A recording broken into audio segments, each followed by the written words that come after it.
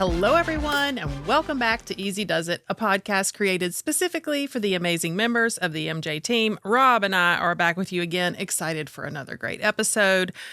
Our topic for today is the balance between ambition and contentment. So we're taught to never settle, keep reaching for more, but at what point does that become too much? Yeah. So that's what we're going to talk today. Yeah, like the hustle culture versus being cool with what you got. Yeah. How do we find that balance? Okay, but before that, I have a Halloween would you rather. Yeah, and I didn't even see it before. You have good old pumpkin earrings. That's what I'm talking about. Yep. Today's Halloween, y'all. So, of course, I've got a good Halloween would you rather. So this one is, would you rather be trapped in a coffin for 6 hours or trapped in a pitch black room full of spiders for 6 hours? I think I'm going to go with the coffin. Coffin. For 6 hours. Okay. Because it's going to be pitch black in there too, right? Yeah. Doesn't sound like you have the claustrophobia deal. No. If I knew that there was a time frame, like if I was caught somewhere and it was a tight space and I didn't know when I was going to get out, that's different. But if it's 6 hours, I think I've heard of these challenges before where if you can do this, you get a certain amount of money. Oh, I was just thinking there's it's a haunted house or haunted experience, some manor, something like that. So you go to this house or this place and I think you have to make it 24 hours or 12 hours. And if you make it through this terrible experience, you get $10,000 or something like that. But you have to sign a disclosure at the beginning, they can do stuff to you. I think one of them was they shaved a lady's head. You can get your $10,000, but you walk out with no hair. No, you don't even. I don't even need to go to that extreme. A haunted house is a big fat no for me, because I don't like. We were just talking about this before we started. I don't really like scary stuff. I don't. You need to hang out with Charlie. She likes all the scary movies. I don't like the woods. I don't like the ocean. No. I do think I would do the coffin. A dark room with spiders was the other choice. Spiders are an absolute no for me. It's a no for me, dog. Absolute no. I don't even want to kill. If there's one, I'm talking minuscule in our house, you will hear me scream. Probably yelling for Michael to come kill it. Michael! Yep.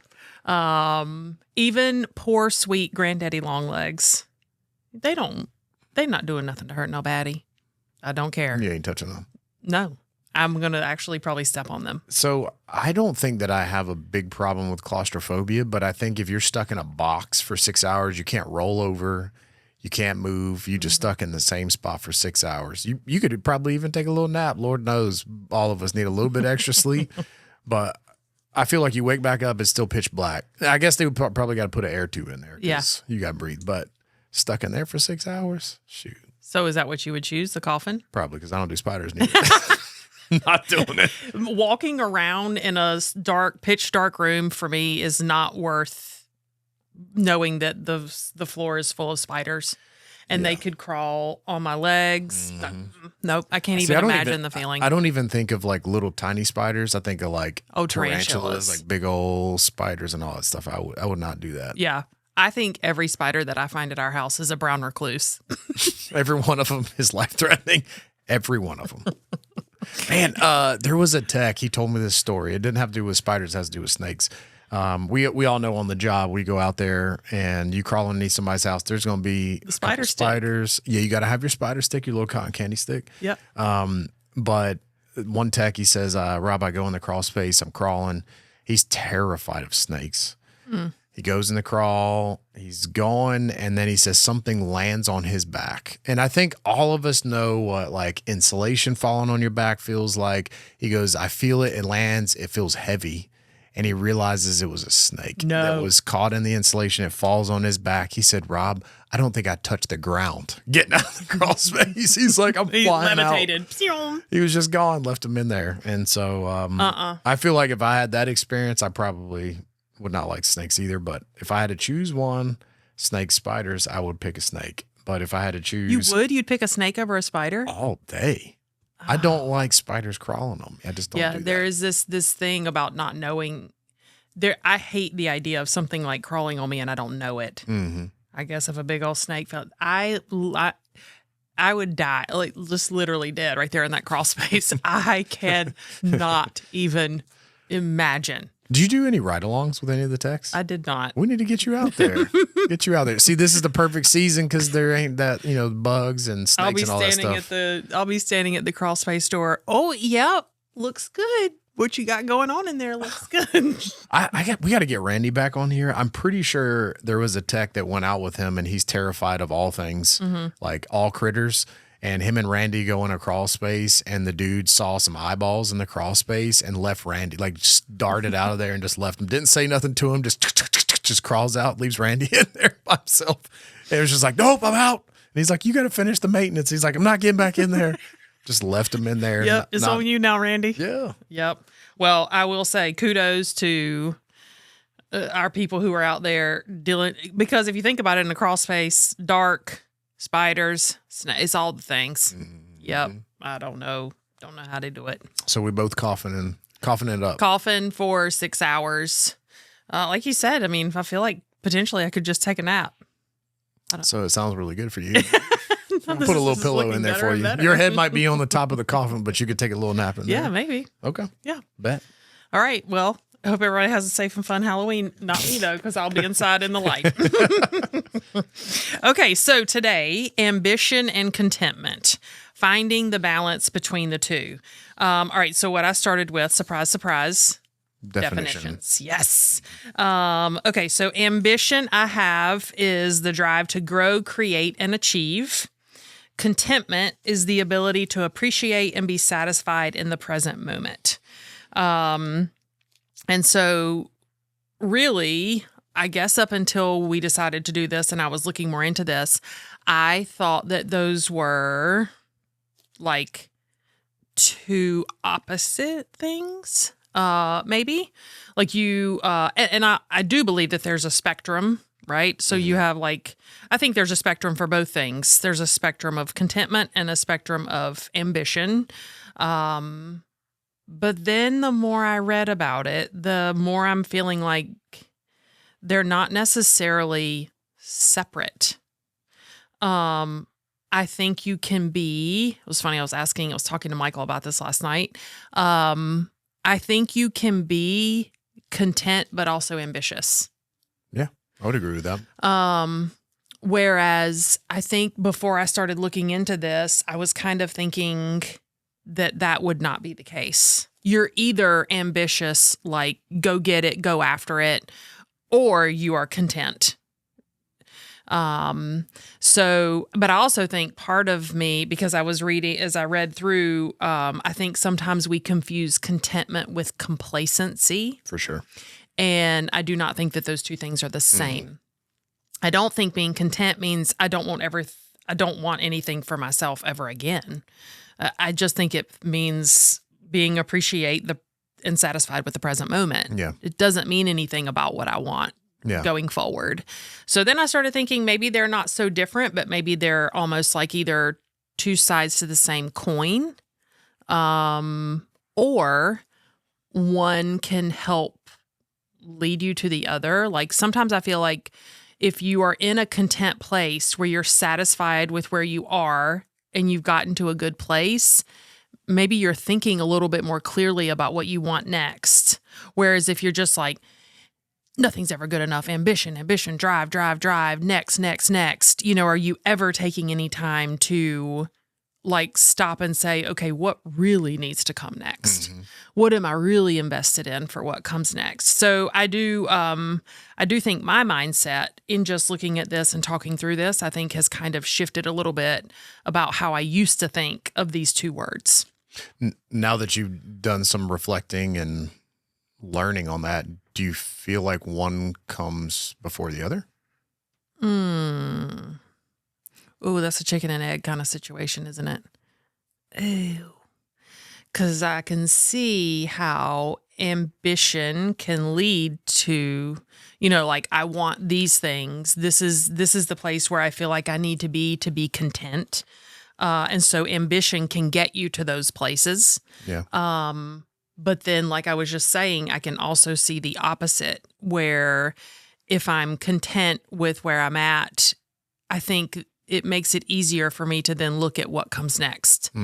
I also think, too, that ambition, like I was saying, is on a spectrum. I do think some ambition looks like, the next big promotion and I think we think of people who are super ambitious as like entrepreneurs and really great athletes who are just like in there in the grind every day.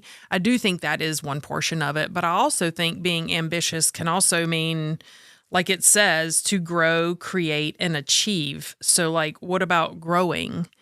Can this spectrum of ambition also just be like, I'm cool where I'm at. I don't need to be the next LeBron James. Like, I'm just going to keep growing in the role that I'm in. I think that that's possible too. I think sometimes we think ambition and we think it's got to be like this hard nose, want the biggest, best thing. And I don't think ambition has to be that way for everyone. Mm-hmm. And I don't think that it is like that for everybody. I mean, you have ambition looks different for all people. I think about each one of them maybe being different levels. I almost think of like an old stereo where, you could hear sound and the little bars come up. Yeah. I think about each one of those are in varying levels in our life, and we choose what that would look like. Sometimes it's an active choice, and other times it's, we could be on autopilot. And so I think all of us are born with different levels of maybe not complacency, but contentment and different levels of ambition. I've met people that are young that just have ambition to just drive and go. Mm-hmm. There's a boy on Jack's baseball team, and he watches baseball all the time. He plays baseball games. He's got the stuff on his walls, and he's a really good player. He just lives, eats and breathes baseball and wants to be a baseball player when he grows up. Sure. And he's just got that in him right now. And then you have other kids on the team that couldn't give a care in the world. They're standing in the outfield playing with butterflies. Yeah.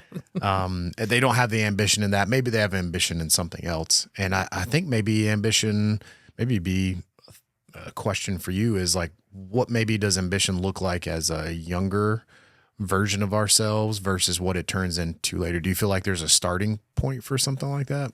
I do think that you're right, that there is this kind of varying level. And when we find something we're really interested in, we could, even as children, even as adults, we could get kind of zeroed in on that, like this child is with baseball. Mm-hmm. I do wonder at a young age how much of that is influenced by our parents, right? And the people around us, because it's like, if, not saying that this is the situation there, but like if that's when I get the most interaction and attention and time with mom or dad or whatever is when we're talking about baseball or at baseball. Well, then of course he's going to be more engaged with baseball. So I think that, I do think that achieving, which I kind of closely relate to ambition. I do think achieving is something that I don't know if people are born with it, but I do think it is a talent people can have. It's like it's really important to them to continue to achieve, even if they're small achievements, still achieving. So I think that it is something that we are sometimes born with varying levels of, if that makes sense. But what you were just talking about made me think about, I found an article. I'm just going to read this to you. Okay. Story time. Right. Story time with Meredith. Everyone sit crisscross applesauce on the rug. Okay, it's very easy to get caught up in a cycle of thinking you have to have the next expensive toy or keep up with the neighbors or meet a parent's expectations or have X amount of kids or whatever. And some people genuinely want those things, but some people just get stuck on the rails, never taking a break and thinking if they're happy, if they're doing what they want to do, if their life looks like what they want it to look like. It's like keeping up with the Joneses. I think there's a real distinction in our childhood.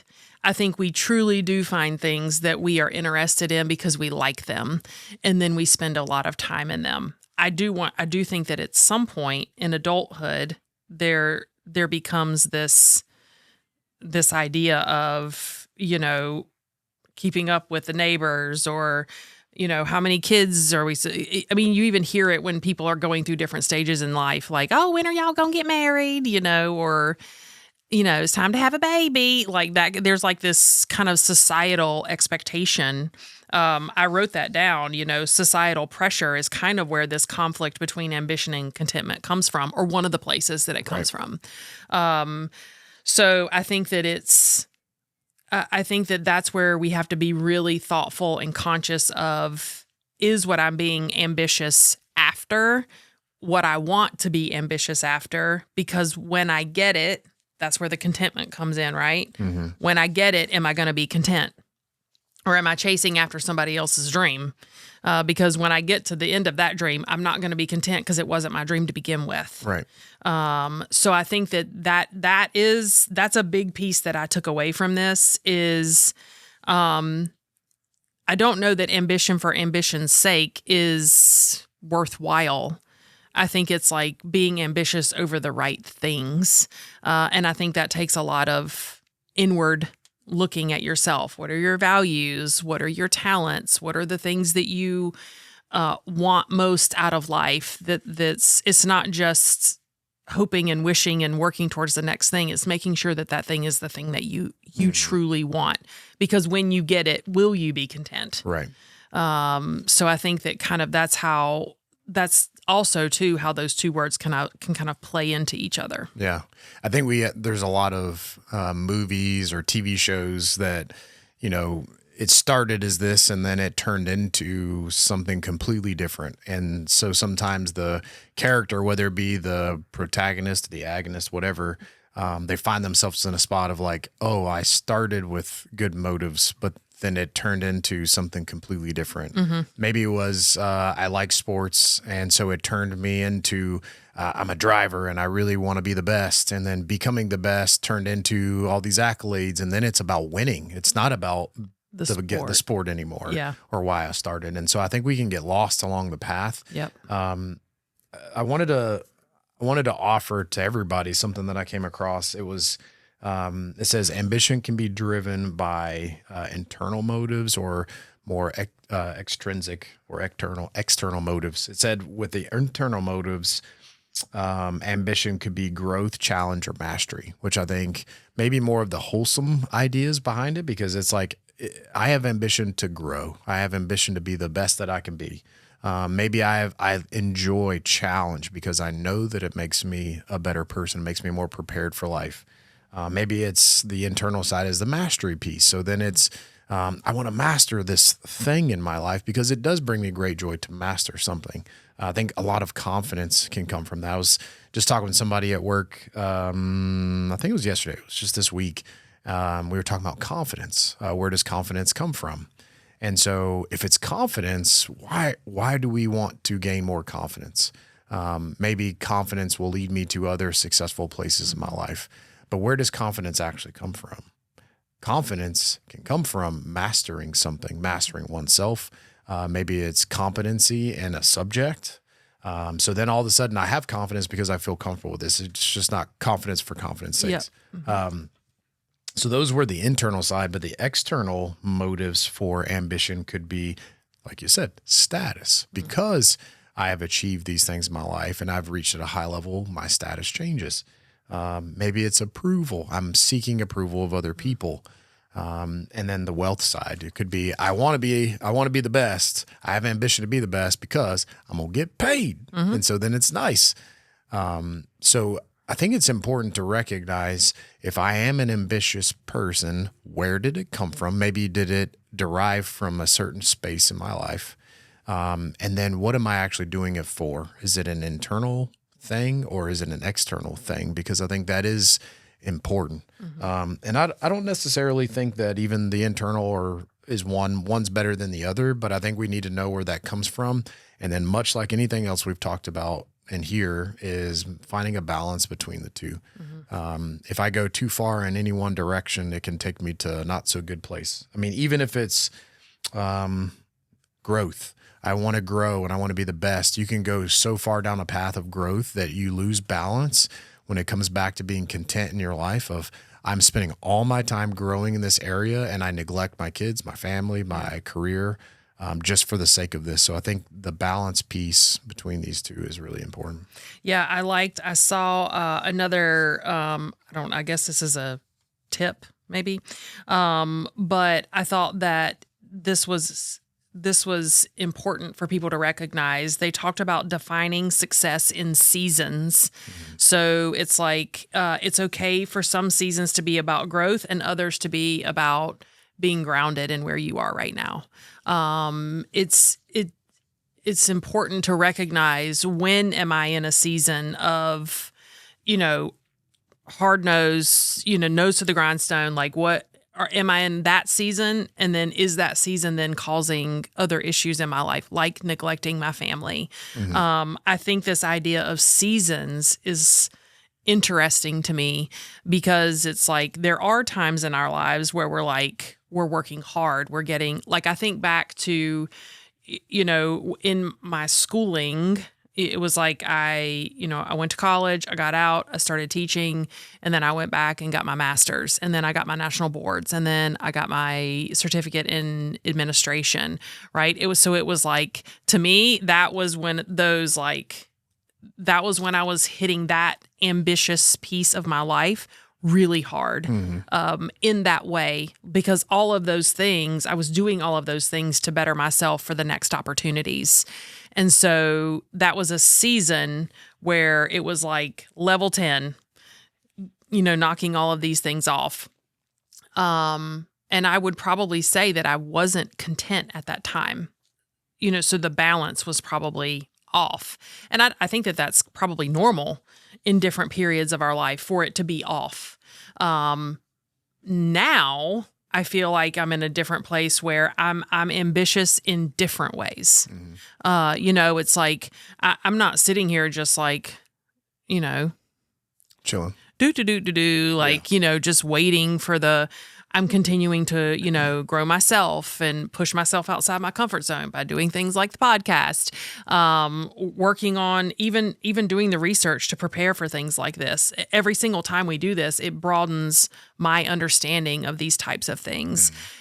But this looks different than going to class every night for months on end. Does that make sense? Yeah. And I do feel like I'm more content in my life right now. I don't know that I ever set out this goal. I don't know why I feel more content. It's not like I set this goal out in front of me and now I'm here. I don't know how things are just kind of aligning that way. I don't know. But I do feel like this ambition at this point in my life feels different. So this idea of seasons kind of is interesting to me. And I think it's worth people reflecting on. It's like, what season are you in right now? And that it's okay to be in a contented season. I just think there's so much behind, like, I don't know. Don't stop. I guess hustle culture. You kind of talked about that. It's like I think it's hard for people just look at another person and say, I'm content with my life right now, because then it's like, what? This is it? I mean, you're done. This is, so I don't know where that comes from, but I think people should be able to say that I'm content with what I have going on in my life right now. If that's the season you're in, that's the season that you're in. Doesn't mean it's going to be that way forever. But it's okay to be able to say that. Yeah. I don't want to breeze over what you just said with all of that schooling, like all of those different arrival points. Like, I've reached this far in my education as a teacher. Now here's what's next. And I got to do all these chunks. Like, how many years did that take when you were in college and you moved on and moved on and moved on? Like, what time of period are we talking about? Well, I taught for a while before I went back to school. I want to say I already had, I don't know if it was before Milo was born or not. I feel like maybe she was young. when I went back to get my master's. So I would say that was probably, between school and everything else, I would say probably 10 years. 10 years of ambition, of drive. Did you feel? And look, now I ain't even teaching. I am teaching. Yeah, that's what you call them. No, I'm just kidding. I am teaching, but I'm not. But I think that also just goes to show that what I thought at one point was where I was going and where I was headed. That is not at all what drove contentment for me. It's just, I think that's important for people to also realize is like what you have, this picture you have in your head right now, that might be the end game, and that's great. But I think we can't be closed off to the other opportunities that will come our way that will actually put us in a better place to be both ambitious and content at the same time. Did it feel like ambition at the time? I wouldn't have said that. What would you have said it was at the time? Mama trying to get a check. And I'm not really motivated by money that way either. Yeah. So, I do think some of it was probably what I thought I was supposed to do. I also too like school. I don't think that that's a surprise to anyone. I like schooling. I like learning. I like having that kind of structure in my life. I had it in my life for so many years that it was almost like I craved being back in that setting. And so I do think some of it was like, it just felt like it was the next thing to do. Well, okay, well, I have my undergrad degree. Well, the next thing is your master's. I have thought about getting my doctorate. But I think part of that just feels like that's because that's what's next. Doesn't mean, like, what would I do with a doctorate in education right now? I don't know. You could change your email. It's at the bottom. MD. Sucker. Oh my God. Change your email. That's so funny. But I do think that maybe some of it was, it just what felt like what was next. And some of it was just, I think it was what I was used to. It was what I was good at. Right. And so continuing in school just made sense for me. Yeah. It's interesting hearing you reflect back on that 10-year span, because I think everybody can probably relate to periods of time in our lives when it's, I've achieved this, now what's next? You go to all these years of school and then it's like, okay, college is next. And then after you finish college, now it's time to get a job. Then it's time to get married and have kids. And there's the external expectations that people have in life, what normal life is supposed to look like. But even when we're in that tunnel of here's the pattern that you're supposed to follow, whether it's the tunnel that you should be in, like you would agree and you would look back 10 years from now and be like, yes, this was the correct path. Or if you're in the tunnel and you want to hit the brakes and say, is this the path that I want to go down? And why am I doing this? Am I living someone else's ambition or is it mine? Because even in the ambition piece, I think we have to find periods where we're driving and then we pause, like you're saying, and reflect on, okay, this is the correct direction. Because sometimes those next decisions can take a few years for you to achieve it. And then you might find yourself in a spot of like, this wasn't the path that I need to go down. And hear me clearly say, I think we all take a direction and then you're like, crap, that was not the right way. And that's okay. You learn from it. Yep. But I think we all have to recognize if we are the ambitious type and we want to achieve something, the question would be why? Why do you want that? I'm talking with a friend of mine pretty consistently, and I find myself in periods where I'm like, man, I want to do more. I want to drive harder in whatever direction, whether it be at work or outside of work. And I find myself challenged with that same question of why? Like, where does that come from? I would say just as commonly as we as people feel like that feeling of like, I'm not enough, I think that sometimes can drive ambition. I think we also need to question, like, if I feel that way, then what? But if we feel like I have more to give or I'm empty, I think we have to ask ourselves why. Going back to contentment, there are so many strategies that we have talked about on here to drive contentment or at least find the awareness of contentment in our life. But if we can take a step back and just practice gratitude is a really, really big factor in being able to find balance between contentment and ambition. I spent time with some plumbers yesterday, and we did an awareness activity, and said, I'm going to ask you guys to do something that may not be normal, but hey, here we are. You can't leave the doors locked. We about to meditate. Basically. We went over, and I had them in the expansion room, and I said, I want you guys to go over to the window. You got 2 minutes to look out the window, and I want you to write down what you observe. And so we talked about just awareness after that. And they came back and they're like, I noticed the birds in the parking lot. I noticed the empty spaces. I think one of the guys was like, I noticed the spaces, how many, like the parking lot was mostly full. And I said, did your eyes get drawn to how many were full or how many were empty? Then they talked about the clouds. The clouds were moving. And I said, how fast were they moving? He's like, well, for a cloud speed, pretty slow, but for normal speed, maybe a little fast. You know, we just like started talking about that. One of the guys was like, I noticed the warmth from the sun through the window. Ooh. I was like, well, that's a different sensory, paying attention to a different sense. And so we talked through that stuff. And I said, guys, when you're aware of your external world and you're paying attention, you'll see that there's a lot of stuff that we breeze right past. And what I offered them is when we are practicing awareness, you will find that there's so many things in your life you can be grateful for that we hit autopilot and breeze right over. Maybe it's a busy season in your life and it's like, man, I just got to get through this week.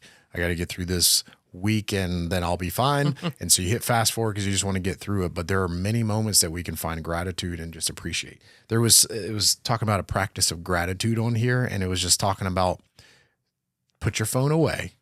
And while you're eating lunch, enjoy it. Like just appreciate the flavor of the food, that it's warm, that you have 20, 30 minutes of a break away from everything and just appreciate that moment. Because how often do we sit there without our phone or without the TV on or whatever, or a person in front of us and just enjoy your lunch? A friend of mine just recently had to do some surgery and it caused their sense of smell to go away.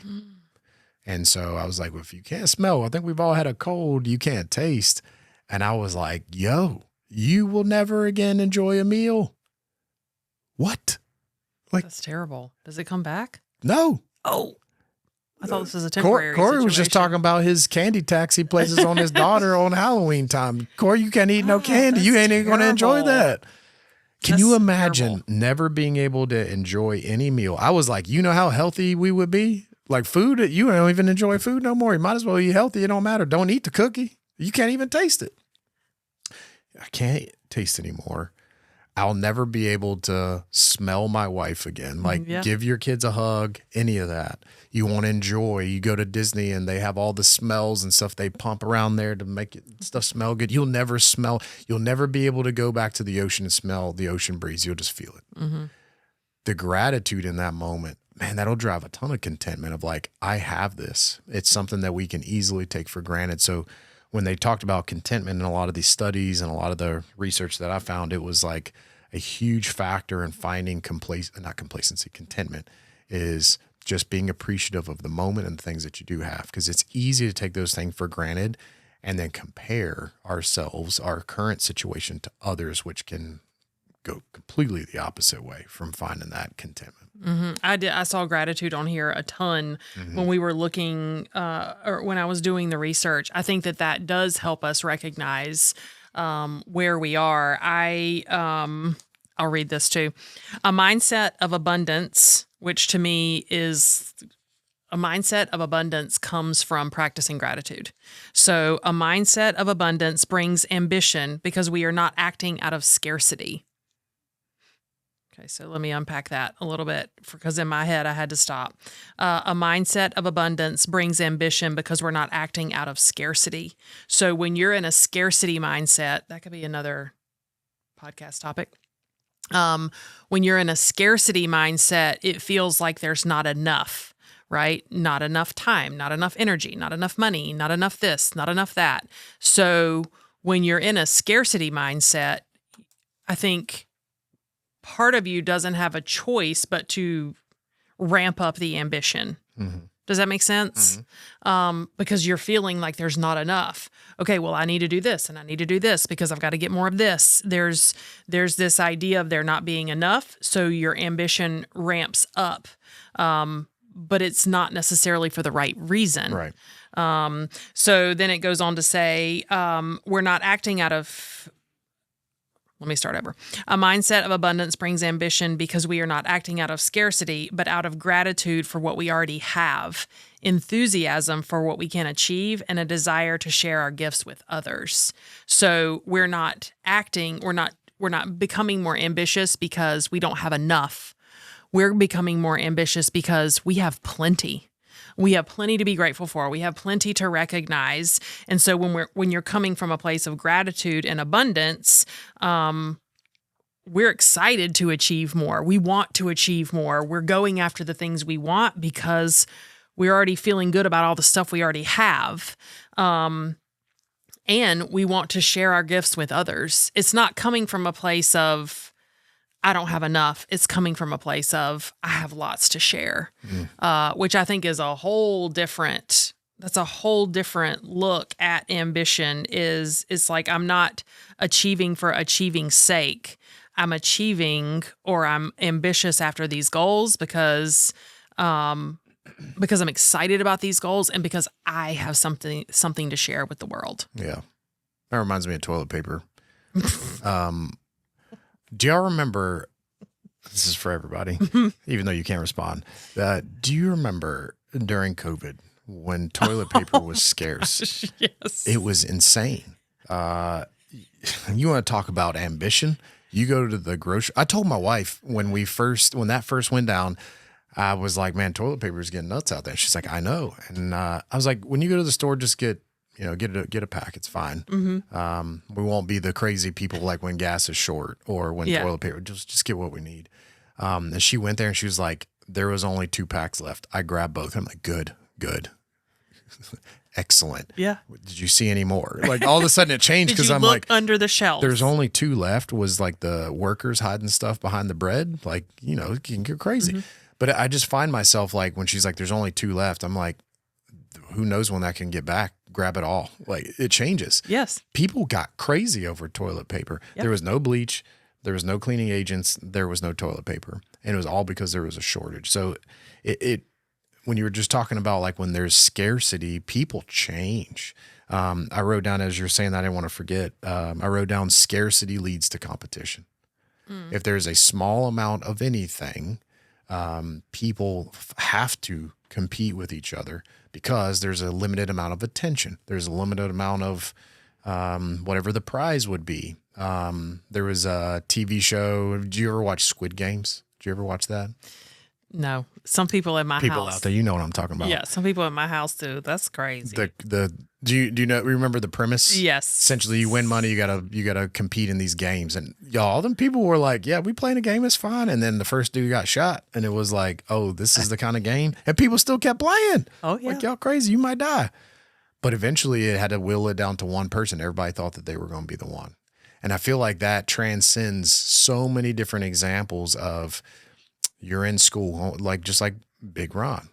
You're in school, high school. Only some of you can go to college. Mm-hmm. And when you go to college, only so many of you can go to NFL. There's limited seats, so it turns into competition. If you choose to be in that race, why? You have to know why. Otherwise, it could be futile at the end of, I didn't make it. And like Big Ron, he's like, I ain't working at freaking McDonald's. I'm not doing it. Mm-hmm. So I think we all have to know if I am going to be in that ambitious mindset, why am I doing it? Because it has to be noble to where I can look back and say, yes, I was walking the path that I chose, and it was something that I felt was worthwhile. But to counteract that and balance that is to take those moments to pause and reflect and make sure this is the path that I choose to be on. But then also, you achieving and competing, there are milestones that you hit, saying, hey, I've got my master's, here's what's next. But being like, how many people actually get their master's in teaching? Or, hey, I want to go get my doctorate. Like, how many people actually go that far? There's not that many. But man, take a moment and be like, yo, shoot, I did good, right? Mm-hmm. There's not that many people that do that. I think about even in podcasting or production or any of that stuff, like if you're producing content out there, there's not that many people that do it well, but it takes a talent and it takes a lot of attention and time and creating beautiful things. Like you are the person that the younger self of your younger version of you is like, man, if I can just be here one day, man, if I could have a decent car or I could find a decent person in my life, if I could achieve this in my life and create this, that would be awesome. But we find ourselves, as soon as we've done it, boom, I'm done. Cool, what's next? Yep. And we don't pause and appreciate that. I was trying to find it earlier. There was some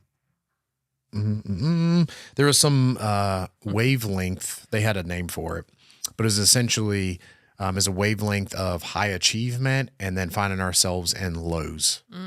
And it says there's like this dotted line that goes across, and it was like basically finding balance. We find ourselves where we achieve things, but very quickly do we transition from achievement to, okay, I've lost interest and I'm not exactly happy where I am. So what do I do to remedy that? I have to achieve something else to find this high. And we think that we need to live at highs all the time, but really the balance comes in of reflection and appreciation, because an easy one is like a new phone comes out. How quickly do we go from I got it to we throw it on the table?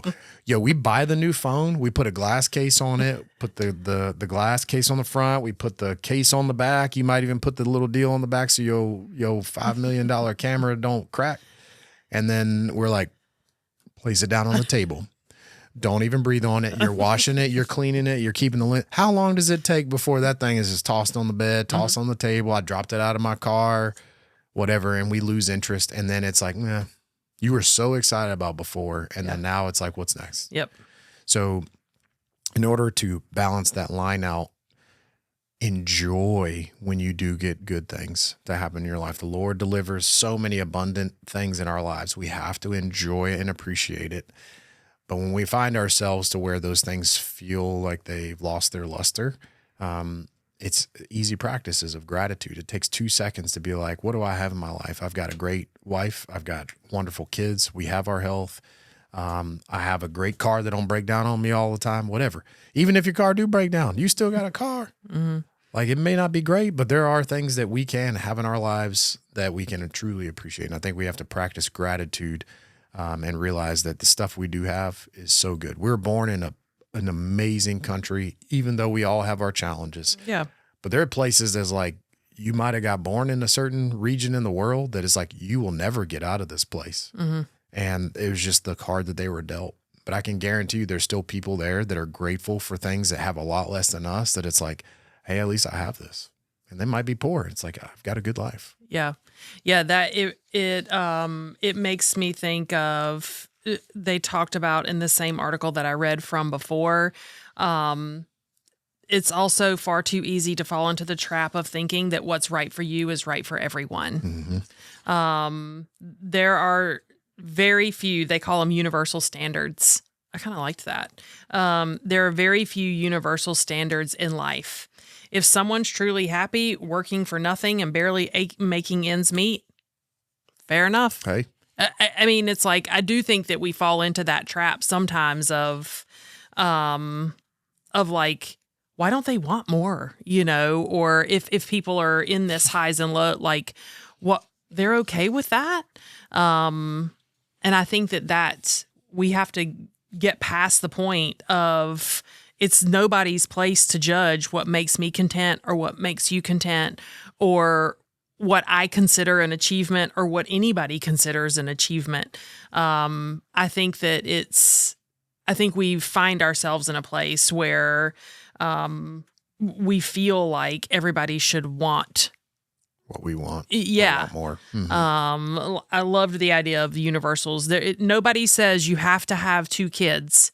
Nobody says that you have to have whatever, this kind of car or this job or whatever. Like we have to be okay with the fact that everybody's level of ambition, everybody's level of contentment is different. Mm-hmm.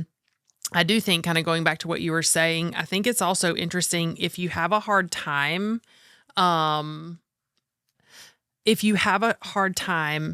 ever feeling content or ever feeling like you've achieved enough. To me, that's like there's some other deeper 100%. situation going there. Like if you're consistently setting these goals for yourself and you're meeting them, but it's just like, I need another one. It's like that is replacing something else that you don't currently have in your life. If that if you've constantly got to have that thing, then I think what that means is you need to really look inside and say, what is this replacing for me? This ambition. I don't think there's anything wrong with being ambitious as long as you're doing it, with the why behind it. And, but I think if you're just like, get it. And even when you get it, it doesn't feel like you got it. Then I think that's when you need to say, like, I'm trying to fit this ambition into a piece of my life that's missing. Mm-hmm. I think for people that can be a lot of different things, the feeling of belonging or the feeling of love or support or whatever, connectedness. It can be a lot of different things. But I think if you find yourself in this cycle of, I got it, I need something else. I got it, I need something else. Then you're using that as a replacement. And it's never going to fully replace, which then I guess begs the question, will you ever be content? Mm-hmm. Because I feel like the answer is no, because you haven't really filled that hole that you're trying to use your ambition to fill to begin with. Yeah. There was a article, it made this statement, it fits right into that. My mind's going a million directions right now because you said something. I was like, oh man, I heard something the other day I want to come back to, but it says contentment means a sense of satisfaction, acceptance, or flourishing with what one has and with who one is, rather than constant striving for more. So being cool with who you are and what you have. I don't think that there's anything wrong with us wanting to strive for more. But it's like, is there an end game? And I don't know that there's ever like they talk about an arrival fallacies. If you go back to ambition, it's like, I've arrived, I've reached my point. And I think the beauty in life is that it's a constant growth journey. Like there is no arrival point. I do think there's milestones. There's points in which you're like, man, I've got my master's. This is cool. Now what?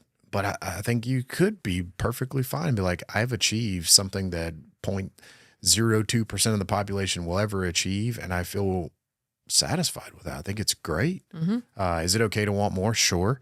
But is it meeting the values that you have in the first place?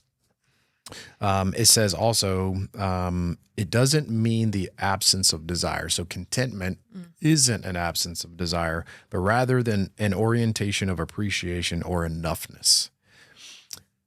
I came across they have studies, they talk about the number one fear that people have is public speaking or spiders, and all that stuff, right? But they also said that some of the number one misses or feelings that people have, like the number one thing was not feeling like you're enough. And I think that drive, it can sprout into a lot of different ways that people try to handle that. It could be, I have high ambition because I never felt like I was enough as a child. And so then now I need to overcome that with things now. And I think there are so many pointers back to how we grew up, our environment that we were in that shaped us into who we are today.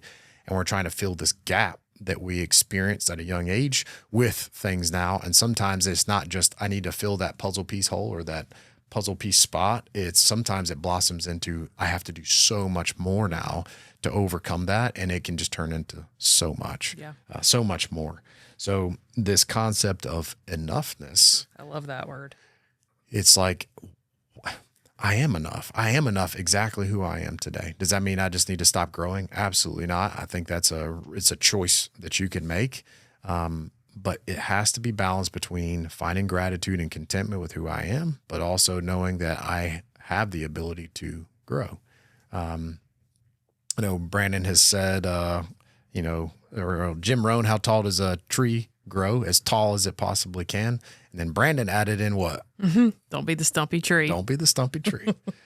And so I don't want to be the short tree, and I don't think there's anything wrong with being a shorter tree, but I don't want to be the short one that ain't doing nothing. Yeah. Because we all have potential. We all have tons and tons and tons of growth potential. In order to find what that potential is, you got to put effort in. But there is such a balance between those two. Yeah, I really like this idea of enoughness. I feel like that comes back to so many things that we've talked about before, because it really does make me think then, can you truly ever be content if you have not decided that you are enough? Like, can we truly ever feel a sense, do I feel more content now in my life because I'm feeling right now in this moment more enough? That'll even make sense. I'm feeling right now in this moment more enough than I've ever felt before in my life. You know what I'm saying? Like, I wonder, I'm hypothesizing now. I'm wondering if that is, I think it has to be. I don't even need to do a scientific experiment. I'm just going to say it. I think that has to be part of it. Like, can you truly ever be content if you're not first feeling enough just as you are? Because you could have all the things in the world, all the accolades, all the masters, the doctor, whatever it is that you measure your success by, and still not feel content because you yourself have not decided that you are enough without all of those things. Does that make sense? Yeah, it does. Because I'm kind of thinking now exactly what you're talking about is like, that's probably why I got all of those degrees, was because that's how that's what I was good at. Yeah. And it's like, I want my parents to talk to their friends and be like, yes, Meredith's got her master's and her national boards. And I want my parents to be able to say those things, but what does that even matter? I mean, they're proud of me regardless. You know what I'm saying? But I'm kind of thinking now, I wonder if true contentment, because I think there's also a difference, which we've talked about this a little bit. I don't think we've done an episode on this, but there's a difference between happiness and contentment. I think people think when I have this, I'll be happy. I think really what they're trying to say, when I think I have this, I'll be content. But what we've just said is that that's not the case. Mm-hmm. If I could just have this amazing trip to Fiji in the overwater hut, the bungalow that we've talked about before, then I would be happy. But the reality of that situation is not that. It's you get there and then you're like, oh, what's that bungalow over there got in it? Like, oh, I wonder what it would be like if we could go to the Maldives. I mean, it's like you get there and you think you're going to be happy. You think you're going to be content, but you're not. It feels good, but then it's just like, okay, well, when are we going to Fiji again? There's always then this next thing. So I'm wondering now if there's this deeper piece to contentment that really has to do with first figuring your own self out. Before you can even reach a state of saying, I feel content. I'm walking this path with you. It sounds like contentment could be as easy as a choice. I don't know if easy is the right word to use, because to get to the place where you feel like, and I use you are enough because that's my thing. We done already talked about this on here enough. Mike Long has already made me a piece of paper that says I am more than enough, and it's hanging in my cubicle. Being enough is my thing. Like, that's the thing that I have recognized over time that I am trying to navigate through and work on. I don't know that that's everybody's thing. Does that make sense? Yeah. But I do think it is not easy to get to the place where you can recognize I am enough without any of these things that I have achieved. But I don't know that you can be truly content until you can do that work to say that. Yeah.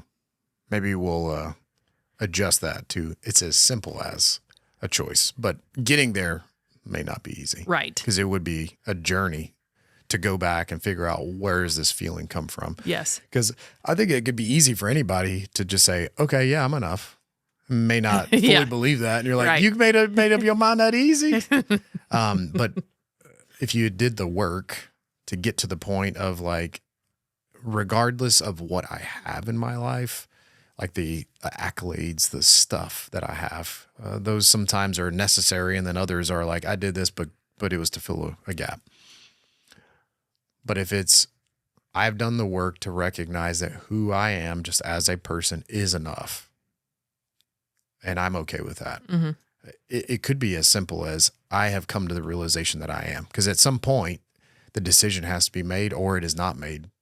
It is as simple as that. Mm-hmm. I don't feel like I am enough yet. Or I have come to the conclusion that I am enough. And it would be as simple as a decision. But I got to do the work to be able to get there. Mm-hmm. So these two avenues that we've kind of, here's the spectrum. I don't know exactly where we went. but I feel like, I mean, we could just have a whole pod, a whole month on just contentment and that journey, because you have to dissect, where did this feeling of lack come from, and just talk about strategies with that. And essentially the end game goal is finding contentment and making the choice. Mm-hmm. Then you have ambition, which is a whole separate aspect. And it's like, okay, well, where did that come from? And what are the actions of ambition? Like, what are the things that I can do to grow that? And I don't think there's anything inherently wrong with ambition, but in all things, we got to find balance and then end up finding ourselves of achievement. I've gotten to this point, because I think it is nice in your life to be like, here's all the things that I've accomplished. I have had a life well lived, but I do have to decide what is a life well lived before I walk that path. Otherwise, you just walk on a path. Mm-hmm. But yes, I like the idea of the enoughness piece, but like finding contentment in yourself. Like you have to find that at some point, mm-hmm. you know? And I do feel like, going back to what we talked about before, I do feel like when you're feeling this sense of enoughness, I do feel like inherently that means you have more to share with the world. Yes. Because then, you know, no matter what I put out there, it kind of like the podcast is kind of a good example of that. It's like, I'm feeling enough now that, you know, if we put this podcast out there and people love it, I love that. I love that we're able to help somebody. But if they don't, then I can now be okay with that too. Mm-hmm. It might sit there for a minute in my head, but then I'm able to, nothing's going to stop me from continuing to do it. Mm-hmm. I told this story, which I think this is a good example of kind of what we're talking about. I was taught the other week, we did The Let Them Theory, which is a book in the library by Mel Robbins. And essentially it's talking about, you know, you can't change other people, so we have to let other people be who they are. And then we have to control what we can control. Let them, let me, right? That's how the two go together. So Mila is taking a sewing class. And just this last week, she's making a pair of sweatpants for her first project. And so she can bed rot. Exactly. And live in our freezing cold house, according to her. And so she, I'm not proud of this, but I don't understand how this sewing thing works. I don't even know how to sew a button on. So she's doing the sewing thing. I don't know when she's supposed to have material. I don't know when she's supposed to have thread or elastic. I'm just new to this. I don't know. I have sent her to class now probably 3 times unprepared, because I didn't know what to get. So the teacher is like, okay, well, I can order this fabric for you. I can get this thread for you. I'm like, yes, just have her do it. It's fine. And then so this past week, she was supposed to have elastic for the waistband of her sweatpants. And once again, we had no elastic. And she didn't think she would get to that part of her project, but still, there was a moment where I felt like, oh my gosh, this woman is going to think this crappy mother that this girl must have. She has sent her to class unprepared all these weeks. She doesn't have her elastic. Old Meredith would not have wanted that teacher to think that. And so what would I have done? I would have moved heaven and earth to get that elastic. I would have left work early. I would have went after I dropped her off and gotten it and brought it back, ran inside. I'm so sorry. Here's Mila's elastic. Nobody think that I'm not a good mom. right? Now, you're not going to have elastic this week, baby. I'm going to find you a rubber band. And I don't, I have to, if the teacher, and I'm not saying, she probably ain't thinking about me. That's the thing too, is like, she has other things going on. She's teaching kids how to sew. She don't have time to think about what kind of mom I am. So she's probably not thinking about me anyway. And here's the thing, even if she does, I can't change that. So let her think that I'm a bad mom. I am not a bad mom. And I know that now. Having elastic for her, it's sewing, that is not what constitutes being a good mom. So it's not. I mean, it's just not. So I think I say all of that story to say that that's where I know that I've made strides. I'm not perfect in that. But I can be okay with saying it's okay for the teacher to think that I'm not a good mom. I can't change that anyway. Today, you're not going to have elastic, and that does not make me a bad mom. So it's like I can be content. I can be content with that. I can be content with the fact that I'm good. I'm a good mom, even if you've shown up a couple times without your materials. Yeah. Whereas a couple years ago, I would not have been able to let that go. I literally would have searched every Hobby Lobby in the Charlotte area to get her what she needed and get it to her in class. PTO would have been entered in. That's right. So I could go to Hobby Lobby. But hey, it's crazy. That's and I feel like that's a good, it's a good piece here at the end with the growth that you had from just a few years ago to where you are now of like, I am okay with that because I know that that's not what that actually means. Right. Mm-hmm. I feel like that growth is exactly the same stuff that we all have to find in that contentment is like, it takes work. It might take years, but it's an effort to get you towards contentment. Mm-hmm. Right. And I think if we can all find that gratitude and do that work, then we'll all be just fine. Yep. But it does take work. Yep.